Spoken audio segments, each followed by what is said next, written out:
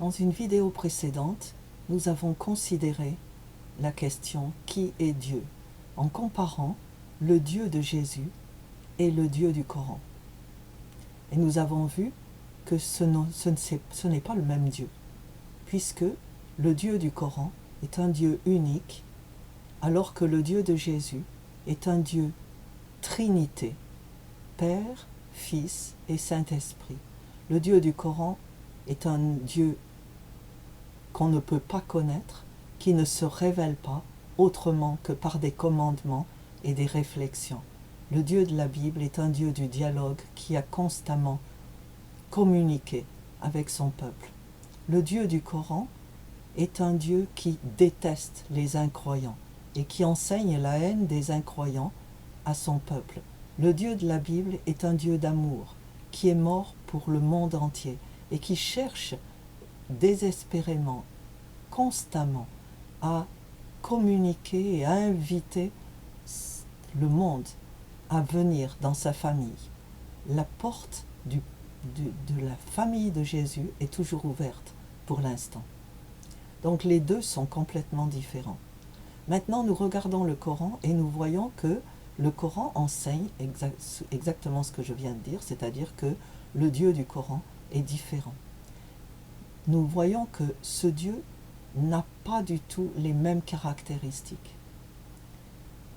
Jésus, dans la Bible, est le Fils de Dieu, annoncé par les prophètes, par exemple dans le chapitre 53 du prophète Isaïe et beaucoup d'autres. Jésus s'est proclamé Fils de Dieu, il a dit clairement qu'il était Dieu et c'est la raison pour laquelle les Juifs de l'époque l'ont crucifié, parce qu'il était proclamé Dieu et qu'il invitait les gens à croire en lui. Pour le Coran, Jésus n'est qu'un homme, c'est un prophète, mais ce n'est même pas le meilleur prophète, puisque selon le Coran, le rôle de Jésus c'était d'annoncer la venue de Mohammed comme le prophète, le prophète final, celui qu'il faut écouter et croire. Une autre chose que nous voyons, c'est que Jésus, pour le Coran, n'est qu'un homme. Et si nous comparons maintenant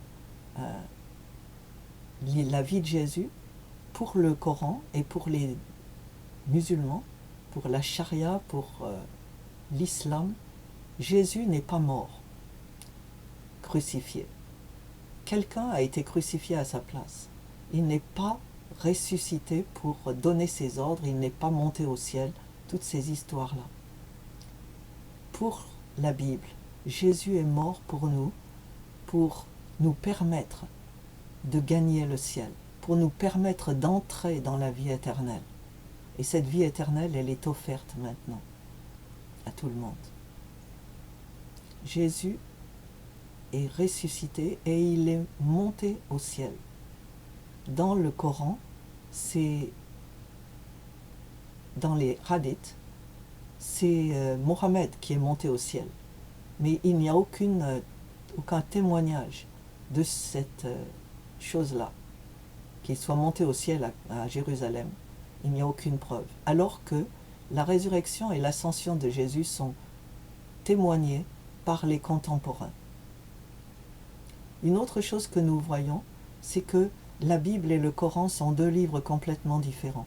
La Bible est un ensemble de livres qui se répondent les uns les autres, se complètent les uns les autres.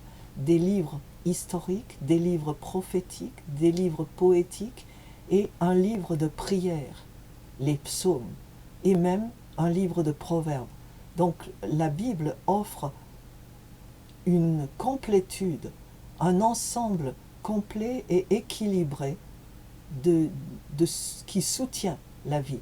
Le Coran est un amas mal construit dans les différentes sourates. Il y a des sourates très longues, d'autres très courtes, et les uns et les unes et les autres sont uniquement des ordres, des commandements, en particulier le commandement de la haine de l'incroyant Et tout le long du Coran court le commandement de djihad, la guerre sainte contre les infidèles, alors que la Bible n'a jamais enseigné la guerre. Au contraire, Jésus s'est proclamé comme la paix. Il est notre paix. Et Jésus a dit, aimez vos ennemis, pardonnez à vos ennemis, priez pour ceux qui vous persécutent. Parce que si vous détestez ceux qui vous détestent, vous n'êtes pas mieux que les païens. Donc ça, c'est très très clair. Enfin, la position de la femme dans les deux livres ne pourrait être plus différente. La Bible a exalté la place de la femme.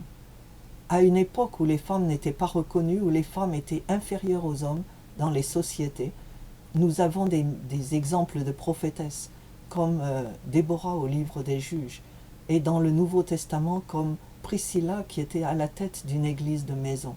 Les femmes faisaient partie des disciples de Jésus. Il allait chez Marthe et Marie pour rester avec elles et leurs frères. Une autre chose finalement, c'est que Jésus et Mohammed ne pourraient être aussi différents l'un que l'autre. Mohammed n'était qu'un homme, un polygame, un homme de guerre qui a épousé sa femme Aïcha quand elle avait 6 ans, qui a couché avec elle quand elle avait 9 ans, et qui était polygame, et qui a encouragé ses disciples à utiliser les femmes comme des sillons. Le Coran dit, les femmes sont votre sillon, que vous devez labourer, ensemencer. Et la femme dans la charia n'est pas reconnue comme l'égale de l'homme. Il faut 2 femmes pour le témoignage d'un homme. Et les femmes sont enfermées, elles peuvent être battues. Le Coran encourage les femmes, les hommes à battre leurs femmes. Donc, maintenant, je vous engage à lire le Coran et la Bible, commentez, lisez-les, étudiez-les en détail, soulignez, et la vérité vous rendra libre.